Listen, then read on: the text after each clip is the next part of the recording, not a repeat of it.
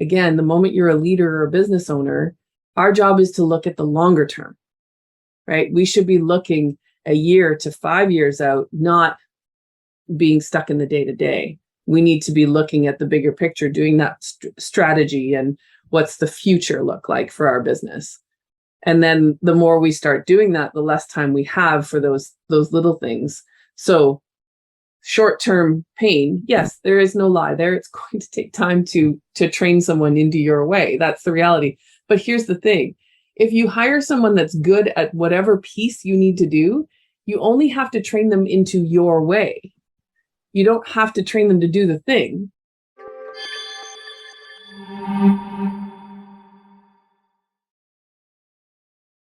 Hello, everyone. Chuck Anderson here, and welcome back to the Creative Collaboration Show. This is a show all about how to grow, scale your business, and with the theme of collaboration. And one of the things that we firmly believe here is that your business will not grow if you're going to insist on doing everything yourself.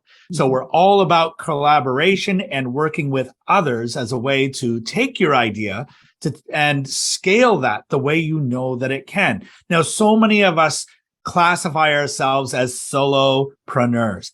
And look, let's face it, there's only so much that you can do by yourself. And there's going to reach a point where you're going to want to either have partners or start to build a team around you. And if you've ever thought about building a team, or maybe you've already started a team and you're kind of growing that team and getting into the management of that team, you're going to love today's guest. Because today I have Lisa Wilson with me, and she is an expert on these things, and she's going to tell us all about what she knows about managing a team, her years of experience in HR, and just a lot of other things, including writing a book, which we'll talk about her book a little bit later as well. Lisa, welcome to the show. Thanks, Chuck. Thanks for having me. I'm very excited to be here. Excellent. Well, I know we've been looking forward to this, and so I did kind of like the light introduction. So now you can do the more in-depth introduction of yourself, because I'm always careful. I don't want to give details and make stuff up. So tell everybody a little bit more about your story, and tie that in. Where what's who you are, and this whole idea of managing and building teams. Sure. So I will give you what I do right now, and that is I am a leadership coach, a human resources consultant, and a mediator. And I help leaders in small to medium-sized businesses get the best from their teams. When the leaders are showing up well, the team will show up well, and you'll go to heights you just didn't even imagine you could go to. I came to this through human resources, actually. I worked in human resources right out of university. It's what I took in university, got right into it. And I just worked for some really great companies and then worked for some not so great ones. And the working for the not so great ones really rocked my confidence, really rocked just my thought about leadership and what I knew. And for the longest time after that, I always knew after my last job, I was going to go into business for myself. I'd already taken the coaching training. I was doing the business on the side. I was ready to get into it. And 3 years at this company, I couldn't even think about leadership. And so that's really what pushed me, even though I couldn't do it for a while, it's really now what's pushing me to go, you know what? I don't want anybody else to experience that ever. And that really means that as leaders, we need to step up and really be consistent with what our message is, because anything else just confuses people and it's really hard for them to live in it. So now that's really pushing me to get this out there to help the leaders really stand in what they're supposed to be doing, because sometimes we step into the role and we have no idea. And I know you mentioned it, and I've just written a book. I started a course a few years ago, and then I wrote a book about the course, just giving you what I call the roots of leadership. So 4 things, if you're solid in, then you're going to be okay in your leadership role. Wow. Amazing. So, natural follow-up to all of this, because I know you work with small to medium businesses. what are you hearing? Like, what are some of the problems that they're coming to you with in terms of their team building? Sometimes I would imagine it's team, starting a team, building a team, especially if you don't have a lot of experience building a team. And then there can be some issues with the overall management. So what are you hearing the most? What are business owners saying to you when they come in your door? So there's lots of different things, but one of the things I hear the most is, can I say that? We live in this world now where everyone is worried about hurting someone's feelings, and we're stepping so away from what needs to be said. And yes, you can say that. Look, with some rules, with some rules, as long as you're not being disrespectful, you're not calling someone names. And as long as what you're about to say is in line with your mission, your vision, and your values for your company. If all of that's in line and you've thought through what you're going to say before you just blurt it, then yeah, you can say that. But so many people are not, and they're thinking the problem's going to go away. It will not. So as leaders, that difficult employee, go deal with them. As much as you might mess it up, doesn't matter. Messing it up, making the wrong choice, messing it up, you can go back and apologize. But if you sit back and do nothing, the problem just compounds and compounds and compounds.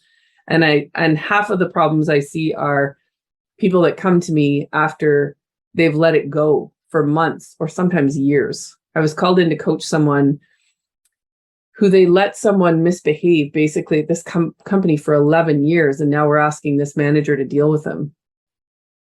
That's 11 years of poor behavior. Like, that's too long. That's too long. Mm-hmm. Like even a couple of months. So I think that's the biggest thing that they come to me with is, can I say that? Am I allowed to say that? Where I guess at the end of the day, it's what's my role? And when I break it down, I have a couple of things. My definition of leadership is that someone that models, teaches, creates, and develops a commitment to personal responsibility. I'm going to say that one again, because it's a big mouthful. But so my definition of leadership is someone that models, teaches, creates, and develops a commitment to personal responsibility. So you show up with your personal responsibility intact, and you make sure everyone else is holding themselves personally accountable so that the whole team is then mutually accountable. That doesn't mean that we're perfect and we get everything done on time. It does mean, though, that if I start to see that, I'm not going to make a deadline, I'm going to go let the person who's waiting for me know that I'm not going to make the deadline. So that's one of the big ones. And then the other piece is just knowing that you are the keeper of your culture. So if you are the leader, you keep that culture. And if you're not handling the person who's stepping outside the culture, then your culture is going to be lost. So you control it. And we control it the way any other place controls culture, by telling stories. We celebrate all the wins, and that's how we do it. And when someone's not following the culture, we go deal with them. Not berating them. It doesn't mean they're a bad person. It just means they're stepping out of line in one way, and we bring them back in line. Yeah, handling that in a way, and hopefully in a very positive way, that's going to solve the problem and also send a message, positive message to the rest of the team. So that's no longer an issue. And I can completely see the issue with letting that go for 11 years, and how that not only affects the relationship with that team member, but how that affects all the other team members as well. Because if the rules don't apply to that one, well, then they don't apply to me either. And so you can end up with a very dysfunctional team. What would you say, what's the obstacle? What's holding them back from dealing with it? I mean, there's a fear or a concern or maybe some unclarity there. But and also, what are the consequences of doing it wrong? So to not deal with a team member that is not performing, what's holding them back from doing that? So I think what's holding them back initially is, Brené Brown puts this really well, and you and I just talked about both having read her Dare to Lead book. She puts it really well in the book, or at least the audiobook. She says, when leaders step into the role, they don't know, and this is from her research, they don't know how they provide value to the company anymore. So I loved reading that, and I put it in my own context. And my own context was this: the moment I stepped into a leadership role, I was busy all day. I was running from this thing and that thing, and I was, constantly making decisions. I was exhausted at the end of the day, and I had nothing to hold in my hand that I had completed. No spreadsheet, no part, no, like nothing at the end of the day. You walk away at the end of the day and you're like, what the heck was I doing all day? And so for me, that's the first thing is then realizing, well, what did I do all day? I guided my team all day. I guided both the team I was leading, so the people that reported to me, and I also sat on the management team. So I worked with them to make sure that we were all in the same boat, right? Like we were all doing the same thing. We were all consistent in our message and consistent in our approach. And that takes a lot of work. So that's your role now. It's not the spreadsheet anymore. The other thing I'm often saying to leaders is, if you are doing all the work, you're not leading. You don't have then time to lead. And there's no way your team is going to be functioning as a unit if you aren't spending time checking in with the team. So if your head's in the spreadsheet 100% of the time, you're not leading. You should be doing at least 50% less work than of like what we'll just like quote unquote work than the rest of your team. It just is, because you need the time to lead. You need the time to look at the bigger picture. And are some of them not taking that time? Like they're too busy tasking in the business to really, so like managing the team sort of like becomes secondary or something you fit in when you have time versus doing it proactively or really making that your primary focus. Yes. Yeah. And that is because a lot of them are shocked when I say it to them. I had one was a lawyer, and she's working at a firm and she's the leader, and she has as many cases or as many clients as her team. And I was like, that's not possible. And she said, why? I said, because you have performance reviews to do and you have check-ins to do, and you should be there when your team is struggling. And if you have the same number of clients as they do, you're not doing any of that. There's no way you're doing it unless you're just so much more efficient with the clients, which I doubt. And she was like, well, no, I'm not. And I said, then you should have at least like 50% of what they have, at least half, because your tasks are to keep that team in line. And she like, it was mind boggling to her that I would say that.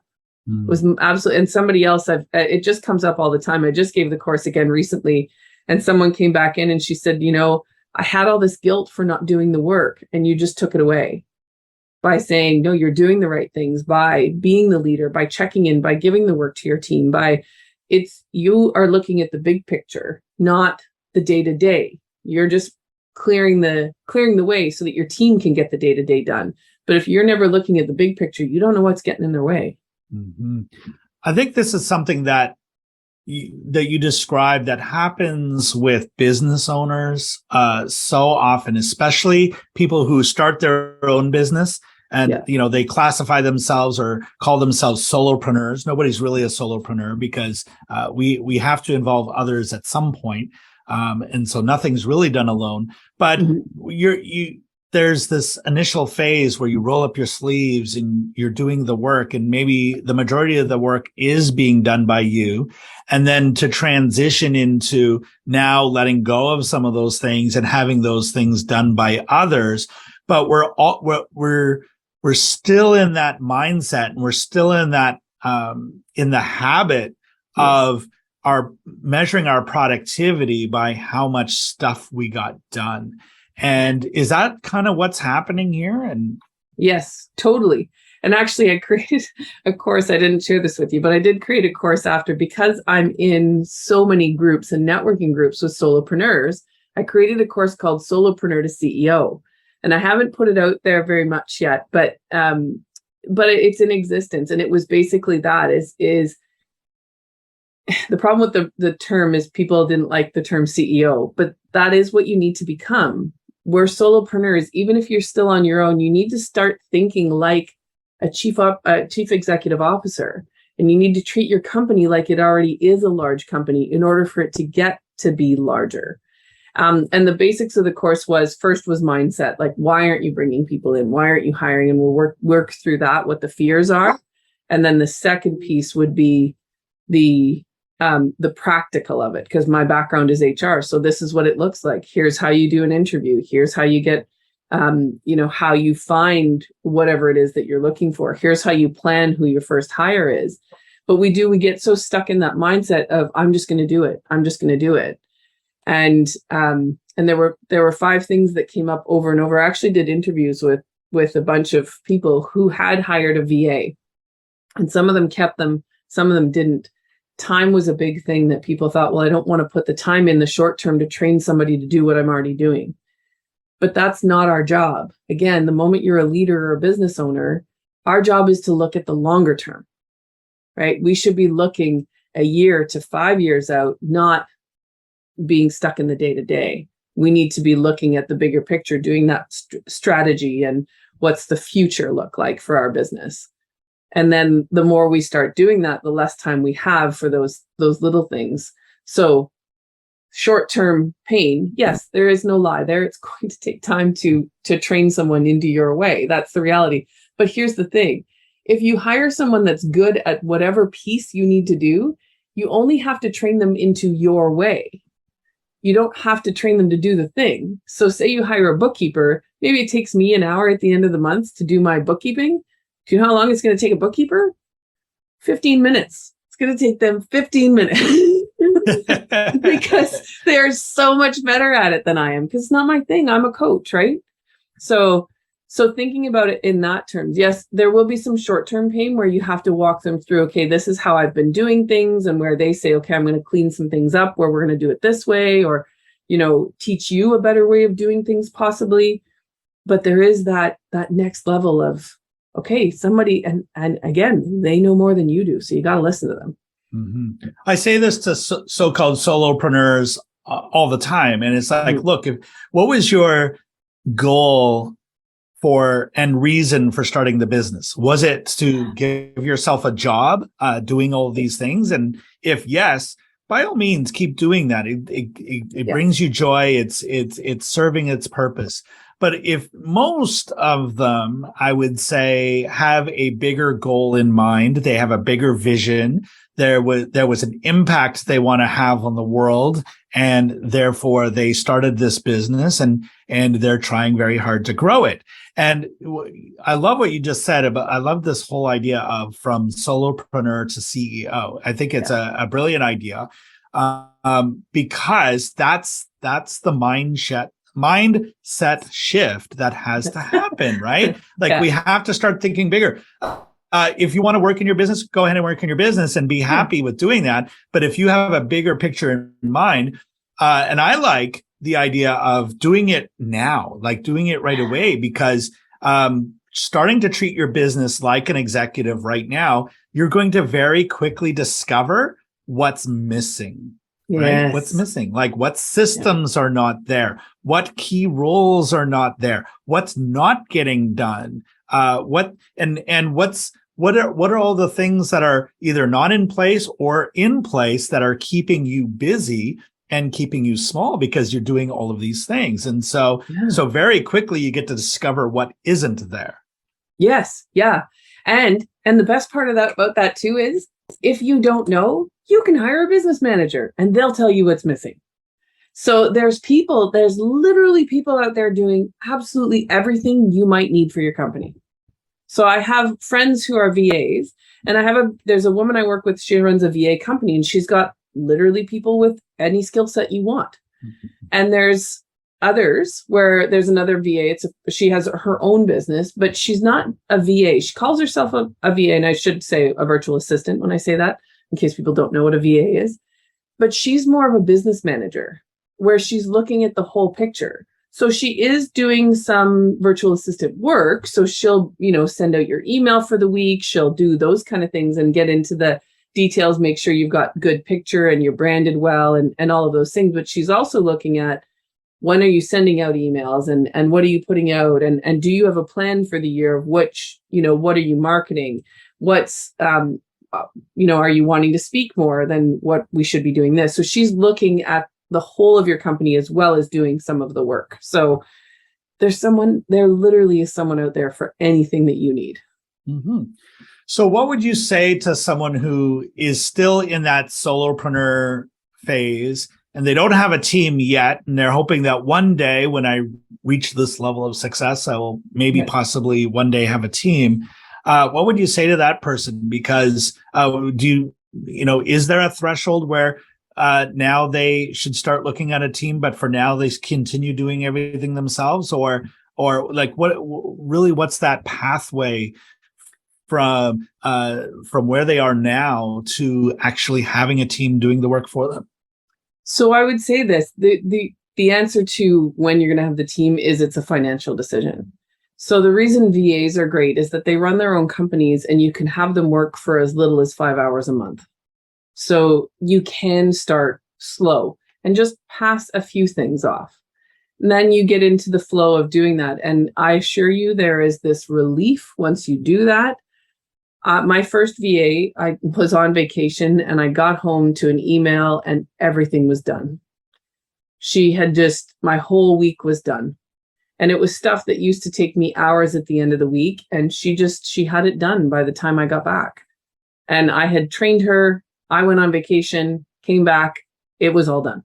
It was unbelievable. And it was an unbelievably relieving feeling because we always have that little nagging thought at the back of our head. So first, start small because it's financial. It's always our financial worries. So start small. But I will say, know who you are and what you're doing. So one of the first things we do in marketing is we set our brand. We say who we are as in our brand. Well, take that brand and turn it into how you're going to treat the people that work for you and what that looks like. Because whatever you put out there as your brand needs to be who you are on the inside. So as you put that out there, think about how that turns into people working for you. What does that look like inside your company? And when you're really clear on that, then it's so much easier to bring people in because it's a really concise answer. So today, Chuck, when you asked me, okay, tell me about who you are, I can give it to you in 2 sentences. I do leadership coaching, I do HR consulting, and I'm a mediator. And I work with small to medium-sized businesses. I'm very clear on that, all of those things, right? The clearer you are on that, the easier it is for a VA, a bookkeeper, less so, but for all of them to step in and understand how they're going to help you. Maybe a marketing person. So much easier when you're clear and you're very clear on where you're headed, it'll be easier for them to pick it up too. So that's kind of the first step, is just be clear on who you are, why you're here, then they can step in and then start small. You're going to find that the moment you give a little bit away, the relief that comes when that one thing that just annoys you to tears to get it done every week, you're just going to find it so much better. So the theme of our show, Lisa, is collaboration, and we really want to inspire entrepreneurs and especially solopreneurs to stop doing everything themselves. So we start collaborating, start to look for people to work with. And I think building a team is that first form of collaboration that it's your next stepping stone to growth. Obviously, there's different types of collaboration that you can collaborate with other companies and other business owners, and you can get a business partner, all of those kinds of things. But a team, those are your collaborators. Those are the people that you're working with. And we've talked a little bit about management. We've talked a little bit about starting a team. Even if you think your business is too small to start a team, I would challenge that, because if you can start with a virtual assistant at 5 hours a month, and I love your suggestion of just like starting to offload a few of those tasks to them and just get started. Just get started with that. So, I always say that clarity is power, right? The more clear you can be about your next step forward, the more likely you are to solve whatever challenge you're having right now. And not only that, but to have a plan going forward so that, you don't lose that clarity, so that you're always with that clarity. And I think the best way to get clarity is to work with a coach. And so I would highly recommend people collaborate with you and reach out to you for that kind of help. So if you're struggling with, is now the right time to build a team, or I'm having this trouble with a team member. What do I do? Do I have everything in place to be able to grow this team, et cetera, et cetera, et cetera? I'm not going to pretend to be an expert about that because I'm not. Lisa is. And so, Lisa, what's the typical, front door to your business? How do people reach you? Do you do like consultations, or what is the thing that you do? So I usually do a free 20-minute call to start and make sure that I'm the right person for you. But because I've had people call and they're looking for something very different. And then I usually have someone that I've collaborated with at some point that I can say, you know what, I'm not the person to start with. So I usually start with a 20-minute call.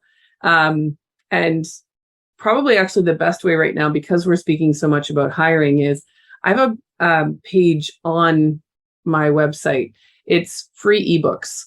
So if you go to lmwcoaching.ca /free-books, there's an actual ebook in there called Hiring Success and another one called Hiring a Virtual Assistant. So it'll walk you through those things. So if you're not ready to make that call right away, go and read those. It's really helpful. I'm very practical in the way I do things. So it's very practical. It's very step-by-step approach on how you're going to hire someone and things you need to be aware of.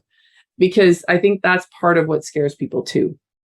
That's probably the easiest and best way to start is that, and you can get to, you can book an appointment with me. It's on all of my social media. So you can, I'm assuming they'll be in the notes. Well, I was just going to say that we're going to put all your links there so if you're listening to this on a podcast, check the show notes because all of the links are there right there. If you're watching this on video, they're right beneath the video in the description. All of the links are there. And so that just makes it easy. Just go in there and click the link. And you can see Lisa's very easy to talk to. So I know it's going to be time well spent. And, I think you're going to be in good hands if you do reach out. I strongly encourage you to do that.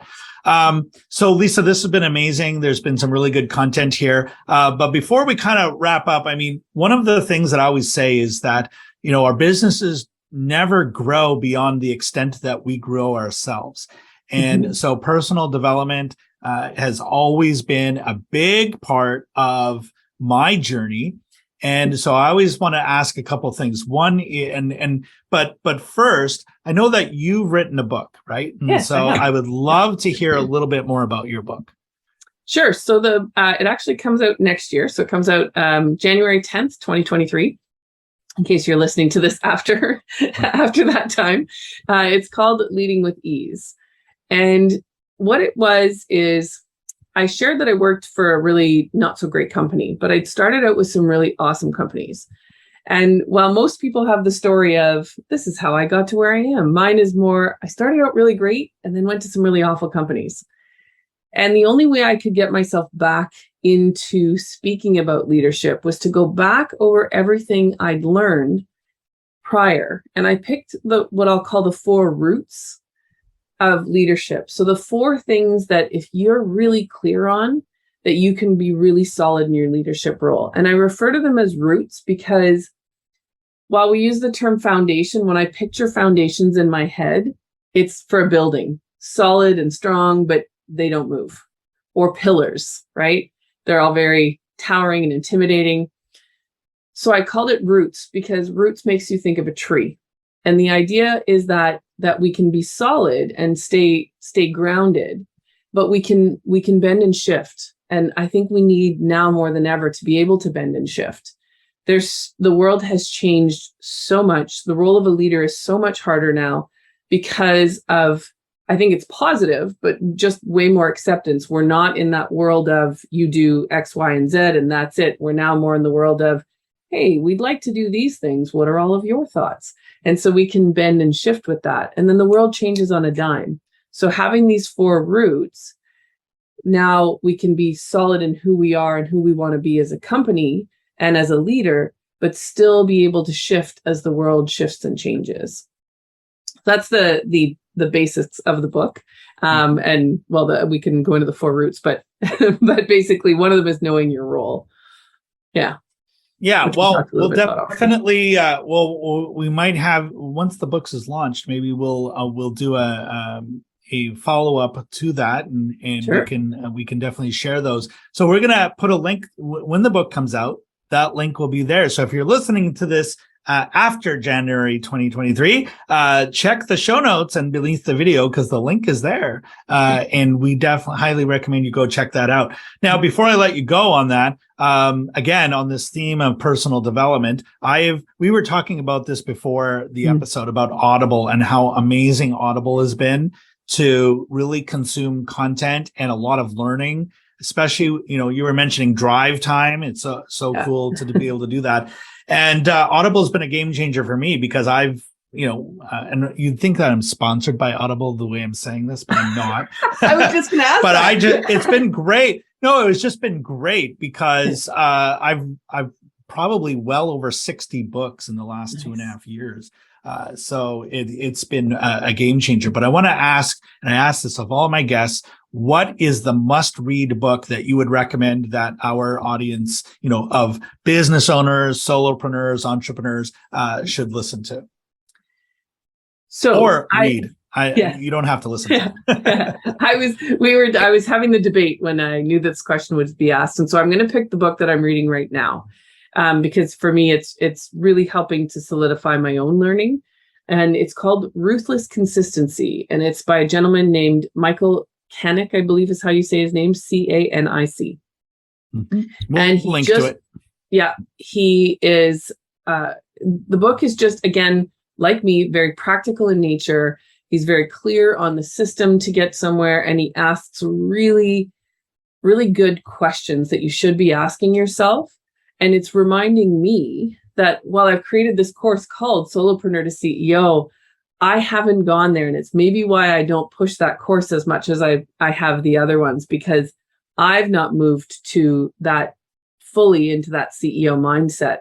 And it's something I'm preparing for 2023. And so for me right now, this book is really, really helping me to solidify myself back into that learning and stepping into that thinking process. Amazing. And, it never ceases to amaze me because I ask this question of all my guests. And so far, almost every guest, with the exception of maybe just 3 or 4, has said a different book.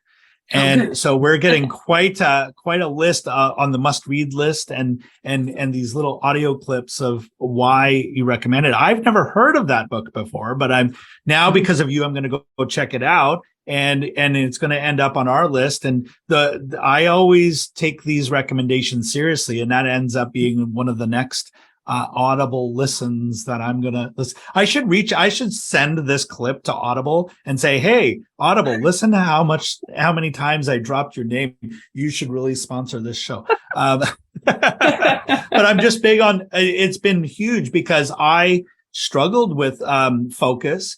And reading for me was always very difficult. And so listening to books has been great. So that's why I think I like podcasting so much, because it is an audio and a listening thing versus a reading thing. So I appreciate that recommendation. That's going to be awesome. That's going to fit nicely into our library of learning, all these learning resources, these great books that are being recommended. So we've got your book in there.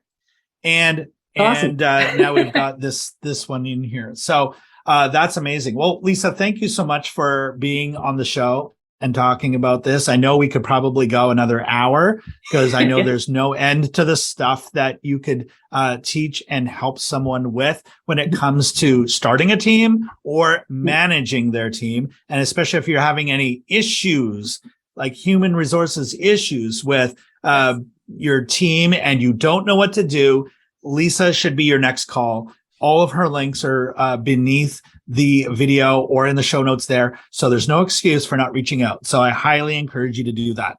So Lisa, thank you so much.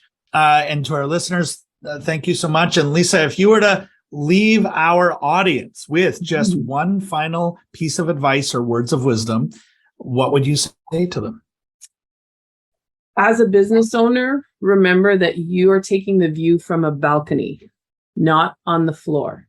You need to be up on a balcony so you can see further out and wider view of what your business is.